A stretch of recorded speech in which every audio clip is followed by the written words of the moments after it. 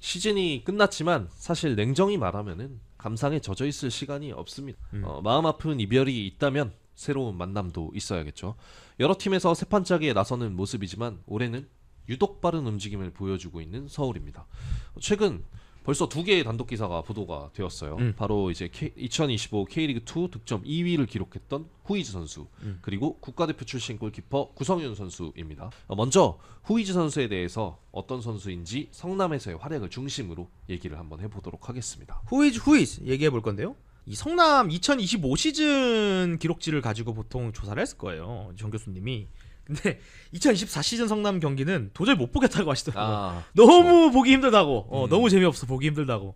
그래서 이제 이번 시즌의 경기들로 좀 찾아봤는데요. 보통은 이 4-4-2의 투톱으로 출전을 했습니다, 후이즈 선수가. 최근에 후이즈 선수의 투톱 파트너로는 이 레안드로 선수가 자주 나왔는데요. 전형적인 빅앤스몰 구조로 좀 사용이 됐어요. 레안드로 선수가 177cm 정도 되는 이제 톱치고는 비교적 이 작은 키에 빠른 언더볼러. 그러니까 피지컬을 통해서 등을 버텨주는 게 후이즈 선수 9번 유형, 이렇게 좀 진행이 됐던 것 같고요. 거기다가 이제 후이즈 선수 같은 경우에는 이 내려오는 플레이도 제법 좀 잘해요. 그리고 앞선으로 치고 달리는 스몰 포워드한테 이제 W 패스, 스루 패스 찔러주는 이 시야도 좀 가지고 있습니다. 실제로 승강 플레이오프 이랜드전을 보시면은 살짝 처진 위치에서 후이즈가 낮게 깔아주는 직선 패스를 딱 주면은 레안드로가 그 공간 딱 먹어가지고 라인 딱 깨고 이런 루트도 제법 좀 시도가 됐고요. 나름 성공적이었다고 말씀을 드릴 수가 있어요. 다만 레안드로 선수가 이 최전방에서, 사실 이거는 레안드로 선수의 어떻게 보면 좀 고질병 중에 하나기도 했는데, 투박한 거, 최전방에 너무 투박했던 거, 그리고 선택지가 좀 아쉬웠던 거, 이런 것들이 이제 득점으로 이어지지는 않더라, 이런 것들 때문에. 그래서 아무튼 이런 성향이 후이즈 선수의 이 스코어링에 좀 도움이 되었다고는 생각이 좀 들어요. 실제로 2024 시즌이랑 2025 시즌 모두 히트맵을 한번 살펴보면은 확실히 박스 안쪽이 가장 짙습니다, 색깔이. 그리고 이 정 교수님이 꼭 얘기해줬으면 좋겠다는 코멘터리에다가 이런 걸 좀 남겨주셨는데요. 앞서 말했듯이 일반적인 포지셔닝이 박스 안쪽 근처임에도 불구하고 필요하면 2선 아래까지 내려와서 가담하는 플레이도 해주기는 합니다. 실제로 품업 지표를 좀 살펴보면은 경기당 패스 성공률이 상당히 좀 높아요. 특히 롱패스 성공률이 78.7%에 이제 달하는데, 최근 이제 K리그 9번 유형의 선수들 같은 경우에는 지금 2선 아래로 내려와가지고 사이드를 좀 빠르게 침투하는 윙포워드 자원들이 이제 들어갈 공간으로 벌려주는 시야도 좀 갖고 있어야 한다라고 좀 생각을 하고 계신다고 하더라고요. 근데 이런 상황이라면 후이즈 선수의 지표는 상당히 눈여겨볼 만하다. 패스 지표가 괜찮다는 거. 그리고 이거는 팩트예요. 우리 팀에서도 그래요. 당장 우리가 가장 잘 썼던 일류첸코 선수, 그죠. 결국 패스 연계 굉장히 좋았죠. 그죠. 후이즈 선수도 근데 K리그 2지만 이런 지표가 굉장히 좋았다는 거. 그래서 이런 부분에 있어서 상당히 좀 눈여겨볼 만하다. 스코어링과 이제 이런 그 피지컬도 있지만.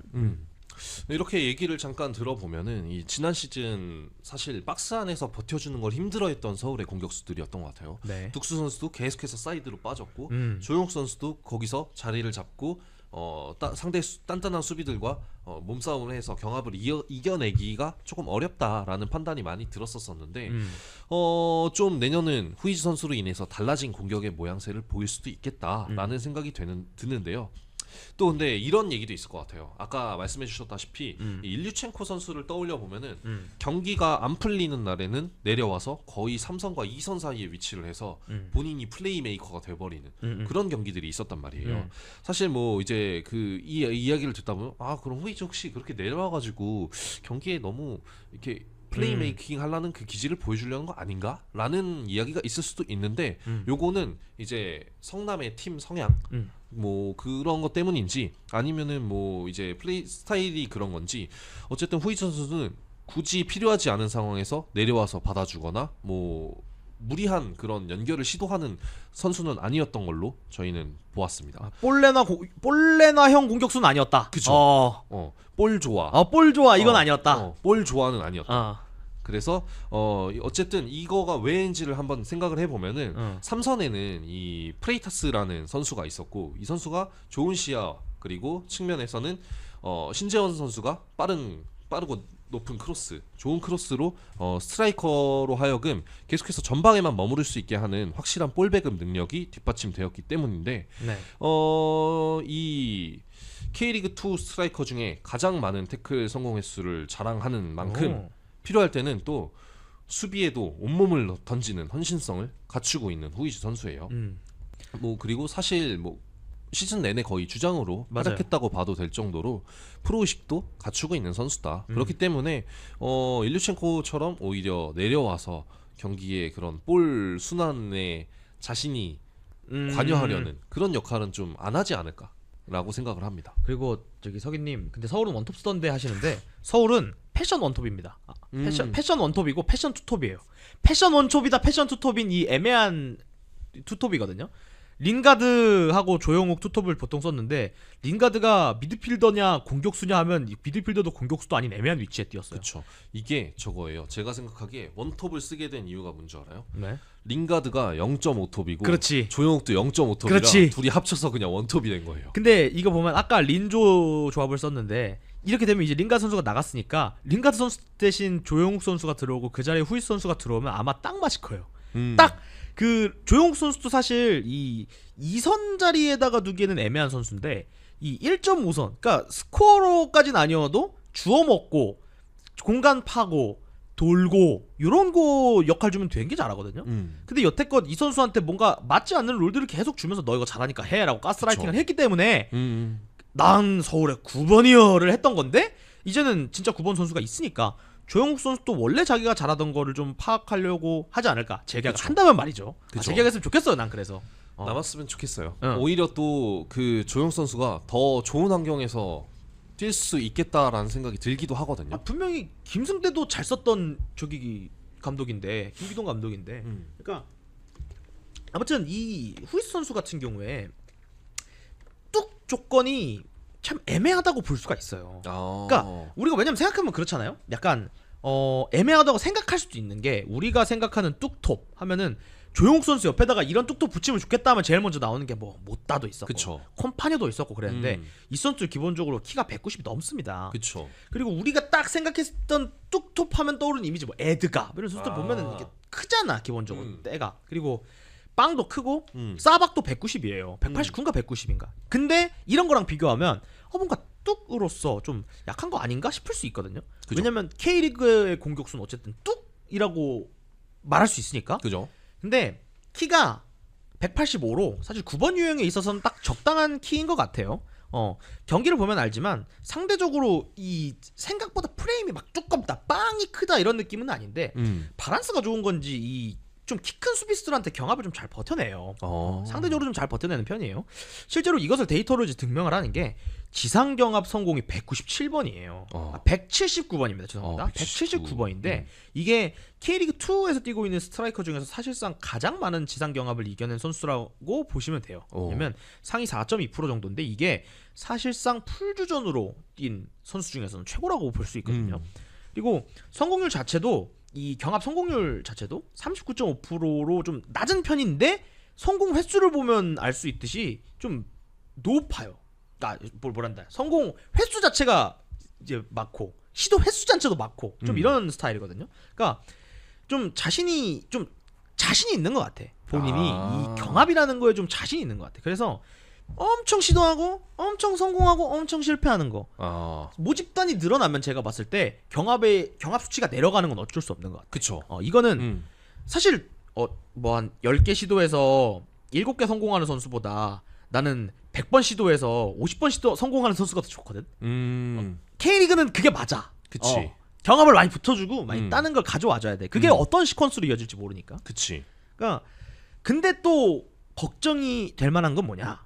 결국 1부, 2부 레벨 차이가 좀 걱정이 되긴 한다. 왜냐면 그리고 이 피지컬 프레임이 좀 얇아 보이잖아요. 여기 지금 아래 사진 보면은 우리가 생각하는 뚝톱의 이미지가 아니라 뭔가 약간 그쵸. 얄쌍한 이미지잖아요. 호리호리해 보이기는 해요. 그러니까 약간 좀 호리호리해 보이잖아요.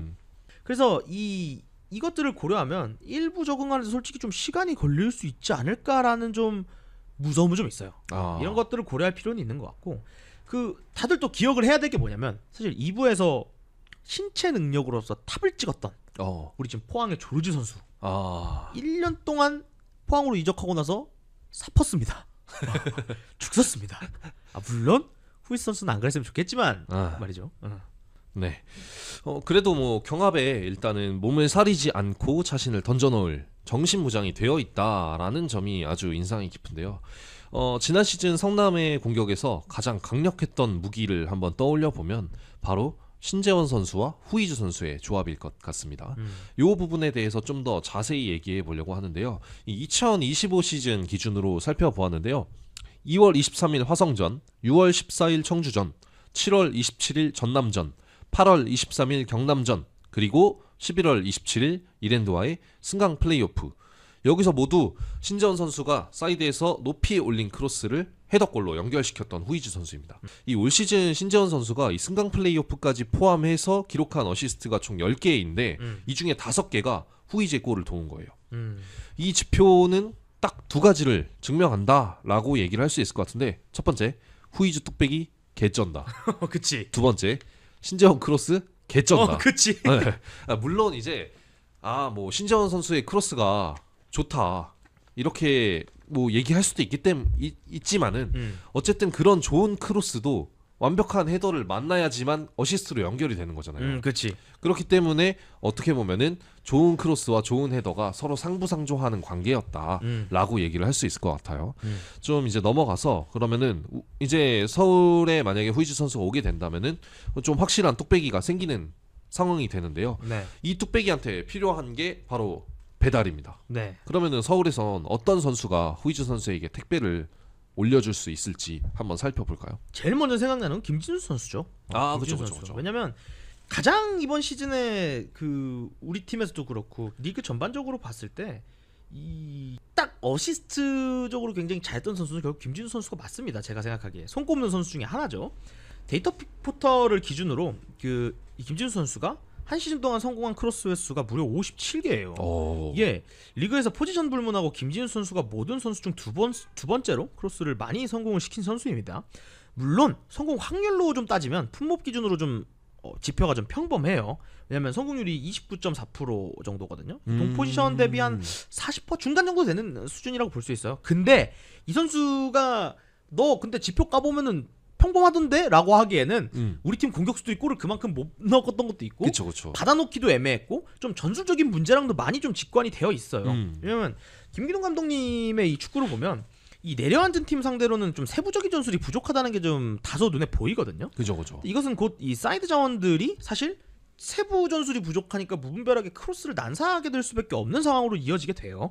실제로 FC 서울의 이제 전반적인 이번 시즌 크로스 성공 횟수가 196개로 리그에서 2등이에요, 총.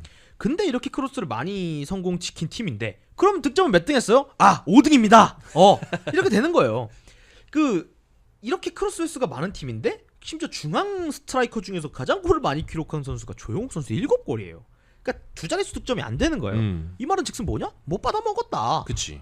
크로스를 받아줄 스트라이커가 부재했다. 근데 와중에 김진수는 8개 어시스트를 기록을 했어요. 뭐 어쨌든 평범한 성공률은 수치적으로 나오는 거니까 팀의 전술적인 부진에서 기인한 걸 수도 있다라는 이 가정을 빼놓고 생각할 수가 없습니다. 그리고 이 시즌 말미로 갈수록 좀 완전히 갈렸잖아요, 김진수 선수가. 맞죠. 완전히 풀타임으로 출전을 하면서 폼이 좀 떨어지는 거 아닌가 하는 우려를 보여줬지만 만약에 전방에 이렇게 후이즈 선수나 뭐 이런 유형의 든든한 이 공격수가 뚝배기형 공격수, 그러니까 뚝배기까지는 아니어도 헤딩 경합을 굉장히 즐기고 능한 공격수가 앞에 버티고 있다면 제가 봤을 때 이번 시즌 리그 베스트 받았을걸요? 그쵸. 어시스트 10개 찍었을걸요? 그리고 이제 폼이 떨어지고 체력적으로 지치는 그 시점이 오잖아요. 네. 그러면 사실 크로스를 올릴 때 우리도 축구하다 보면은 지치면 크로스 막 차잖아요. 힘 딸리지. 네, 그 사이드에서 크로스 올릴 때 사실 뭘 생각하고 올리고 할 그런 것도 없어요. 그냥 에라이 그래. 올린다 이건데, 만약에 후이즈 선수 같이 좀 그런 선수들이 있다 그러면은 눈에 확 띌 것 같아요. 내가 저기다 올리면 되는구나 라는 생각이 딱 들 것 같고, 그리고 올리는 재미가 있을 것 같아요. 기본적으로 저기에 있다라는 확신을 가지고 올리는 거랑 안 가지고 올리는 거는 질의 차이가 좀 나요. 크로스가. 그런 느낌이 있을 것 같고, 확실히 그러면은 좀 체력적인 부담 속에서도 즐겁게 축구할 수 있지 않을까 라는 생각이 들기는 합니다. 네, 넘어가서 저는 이야기하고 싶은 게 이 후이즈, 클리말라, 안데르손의 삼각편대가 어떻게 작동할까라는 생각이 전 들기도 하거든요. 그래서 이 안데르손 선수를 얘기를 해보면은 이 김진수 선수처럼 이 경기당 크로스 성공 횟수가 0.85개로 동 포지션으로 봤을 때는 상위 25% 안에 드는 수치이고 성공률은 32.6%로 오히려 김진수 선수보다 높아요. 높구나. 네. 그리고 이제 요뿐만 아니라 이 클리말라 선수와의 호흡도 기대가 되는 게 사실 성남에서는 아까 얘기해 주셨던 대로 시즌 말미에 후이즈 선수가 살짝 처진 위치로 내려오면서 레안드로 같이 발빠른 공격수들이 이제 전진 배치되면서 후이즈의 경합 능력을 극대화시키고 연계 능력을 적극적으로 활용하려고 했었던 것 같은데 이러한 시도가 서울에서는 클리말라 선수와 만난다면 굉장히 클리말라를 살려내는데 큰 역할을 할 수 있다. 사실 이 클리말라 선수가 장점을 생각을 해보면은 어느 정도 경합 능력도 있지만 이 선수의 가장 큰 장점 스코어링이랑 빠른 발 그리고 이 뒷공간을 파고드는 그 움직임이잖아요. 이 최고 속도가 MLS 시절 기준으로 시속 36km/h 였대요. 빠르긴 하네. 엄청나게 빨랐던 것 같거든요. 이러면은 이거 거의 루카스 속도 될 텐데. K리그 최고급이지. 네. 그리고 이제 이 시드니 시절에는 후반 가담을 최소화하고 이 선에서 더글라스 코스타 등 이제 선수들이 좋은 패싱 능력을 기반으로 엄청나게 좋은 퀄리티의 패스를 넣어주는데 이거를 클리말라 선수가 빠른 속도로 파고 들어가면서 공을 잡아내고 이 뒷방을 파는 말 그대로 이 뒷공간을 공략하는 모습들을 보여줬었는데 이런 부분들이 이 후이즈 선수와 만나게 된다면은 더 극대화될 수 있지 않을까라는 생각이 들기는 합니다. 결국 이 클리말라도 그렇고 조용욱도 그렇고 이 자리에서 생각보다 투톱에서 잘할 것 같은 선수들이 눈에 좀 보여요. 그쵸. 사실 좀 아까운 건 링가드가 이때 있었으면 어땠을까 하는 아쉬움이 좀 있긴 한데. 그쵸. 이럴 때 이제 뒤에서 넣어줄 수 있는 선수가 있어야 되는데. 네, 아무튼 근데 그럼에도 불구하고 우리는 투톱으로 쓸만한 유형의 선수들이 좀 가지고 있다. 이렇게 좀 평가할 수가 있습니다. 근데 이렇게만 사실 얘기를 하면은 막 뭐야 후이즈 얼마나 개쩌는 선수길래 이러는 거야 라고 생각하실 수도 있는데요. 뭐 말만 들으면 사실 뭐야 단점 없는 거 아니야? 완성형 공격수가 오는 거 아니야? 라고 생각하실 수도 있을 것 같거든요. 근데 진지하게 단점 2부 레벨에서는 잘 안 보이던데요. 뭐 일부러 올라와야 할 것 같아요. 조르지도 2부에서는 폭격기인 줄 알았어요. 근데 2부 물론 지금 조르지 선수 굉장히 잘해요. 근데 한 시즌간의 부침이 있었던 걸 생각하면 알 수 없는 건 맞아요. 근데 진짜 진지하게 2부 레벨에서는 딱히 단점이 안 보였던 것 같거든요. 그러니까 단순한 툴로만 보면은 뭔가 무고사 선수보다도 이제 모난 게 좀 없어 보일 정도로 육각형이 좀 확실한 선수라는 인상이 좀 받을 정도였던 것 같아요. 그나마 좀 단점이 될 수 있는 거 뭐 우려되는 부분을 뽑자면 아까도 말씀드렸다시피 육각형이라는 게 1부 리그에 오면은 작은 육각형이 되고 그냥 무장점 플레이어 같은 이제 영향을 받을 수가 있다. 뭐 지난 시즌 조르지나 이번 시즌 전반기 주닝요 같은 뭐 써놓고 보니 포항이도 뭐 어쩌겠어요. 뭐 솔직히 너무 예시가 확실한데 지금. 그쵸.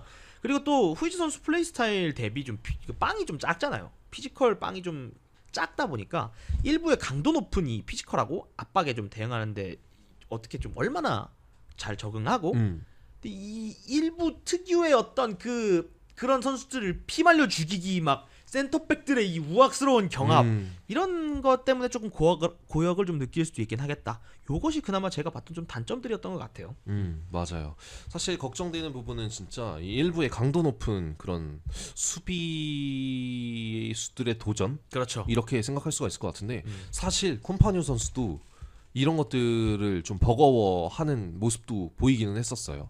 엄청난 피지컬을 가지고 있지만 심판들이 콤파뉴 선수한테 그렇게 막 잡아뜯고 하는데 그걸 파울을 안 불어주니까 콤파뉴 선수도 뭐지? 라는 걸 보였었고 둑수 선수도 처음에 마찬가지였어요. 맞아요. 이걸 파울 안 불어준다고? 맞아요. 이걸 파울 안 불어준다고? 하다가 자기가 둑수 선수가 갑자기 각성했지? 그럼 나도 때린다. 너도 맞아. 너도 맞아. 맞아. 다 같이 맞아. 이러고서는 그냥 다 때리는 그런 식으로 변했었는데 맞아요. 이 후이즈 선수는 과연 이런 플레이 스타일이 어떤 모습을 보여줄 수 있을까라는 생각이 들기는 해요. 네, 좋습니다. 저는 뭐 근데 지금은 우리 팀한테 확정으로 오는 것도 아니고 그쵸. 단독 기사니까요. 단독 기사 수준이니까. 근데 오피셜은 아니니까. 사실 단독이 가지고 있는 힘이 좀 큰 거를 알기 때문에 이 개축판에서 그래서 뭐 거의 뭐 던딜급으로 낮기 때문에 단독이 뜨나보나 싶기는 하거든요. 아무튼 후이즈 선수가 좀 진짜 골 좀 넣어줘 제발. 우리 그쵸. 네. 너무나도 답답했던 이 FC 서울의 골 가뭄이었는데 네. 이거를 해결해 줄 수 있는 선수가 될 수 있길 바라면서 마치도록 하겠습니다. 좋습니다. 하고 바로